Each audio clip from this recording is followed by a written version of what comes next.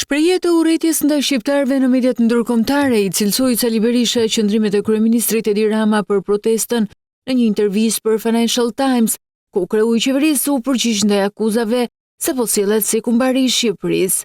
Denoj me forcën më të madhe sharjet e pa kualifikueshme që Edi Rama ju bën shqiptarëve në mediat më të mëdha ndërkombëtare. Edi Rama nuk sillet si padrino, shumë më keq se padrino.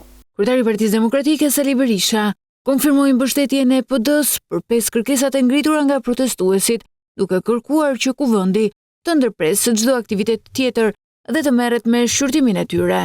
Kërkesat e paraqitura dje garantoi protestuesit se do të konsiderohen me seriozitetin më të madh si në aktivitetin ton direkt kombëtar, ashtu dhe aktivitetin ton ndërkombëtar. Kryetari i Partisë Demokratike Berisha publikoi pamje për të cilat pretendohen se tregojnë përdorimin e kamerave robotike për monitorimin e qytetarëve që marrin pjesë në protesta. Ai akuzoi qeverinë për ngritjen e një sistemi të gjerë survejimi, duke pretenduar se projekti Smart City po shndërrohet në një mekanizëm kontrolli masiv ndaj qytetarëve.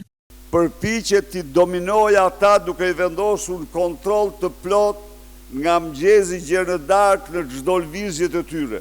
Kryedemokrati Berisha tha se opozita do të kërkojë vendeve partnere të refuzojnë çdo kërkesë për azil politik nga zyrtarë të lartë të qeverisë shqiptare, duke përfshirë kryeministrin Edi Rama dhe ministrat e kabinetit të tij.